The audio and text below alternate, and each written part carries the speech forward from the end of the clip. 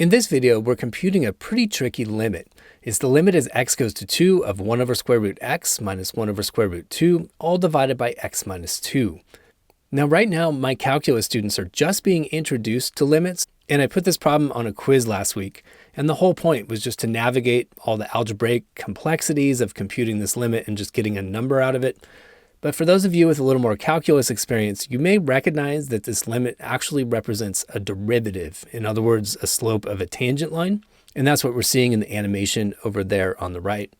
So I'll get into that interpretation at the end of the video, but for now we're just going to compute this limit and get a number out of it, and that's really the goal of the problem.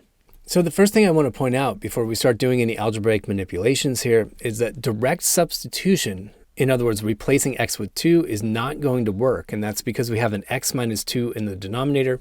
If you simply replace x with 2, you get division by 0. And in the numerator, if I replace x with 2, I get a 0 up there too. So we're stuck with this indeterminate form, 0 over 0. The only way out is some algebraic manipulation to make this problem go away. And the way I'm going to start out here is by multiplying the numerator and denominator by square root of 2x. Now, my motivation here is to clear these little denominators in the numerator. So the fact that we're looking at a complex fraction, that's the first thing that I want to deal with. Now, when I distribute that square root 2x to this first little fraction, 1 over square root x, that puts a root 2x in the numerator, and then the square root of x is going to cancel, leaving me with a square root of 2. A similar thing happens in the second little fraction.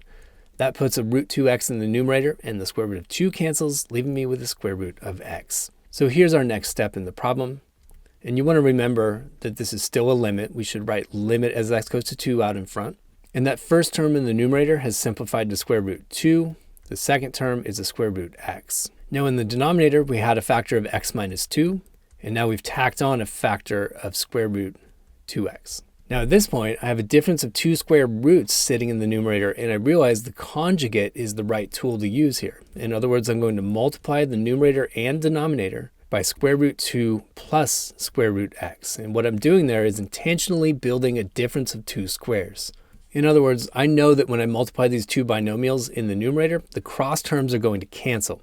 I'm going to get square root 2 times square root 2, that's 2, and then my cross terms cancel by design. I end up with a square root of 2x and a negative square root of 2x from those outside and inside terms, and then at the end I get a minus x. So in my numerator now, I just have a 2 minus x, and in my denominator, I have a x minus 2, and I have a square root of 2x, and I've tacked on another factor of square root 2 plus square root x.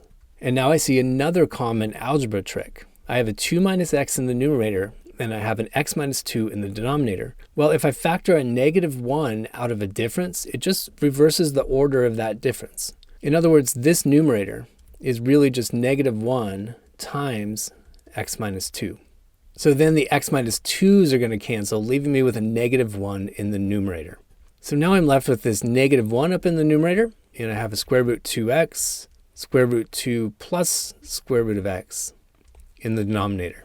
And at this point, we've canceled the problematic factor out of this fraction. It was the x minus 2 down there that was causing the denominator to vanish. So what happens if we use direct substitution and replace all the x's with 2's now? I don't have any issues with division by 0, so I can go ahead with this. And I can finally evaluate this limit. And in this first square root, I have a square root of 2x, that's square root 2 times 2, or square root of 4. Of course, that's going to simplify to 2. And then in my next term, I have a square root of 2 plus another square root of 2, which is a 2 square root of 2. And to do the final cleanup on this, the square root of 4 is just 2. And then I multiply it by this other 2, and I get 4. So the final answer for this limit is negative 1 over 4 root 2.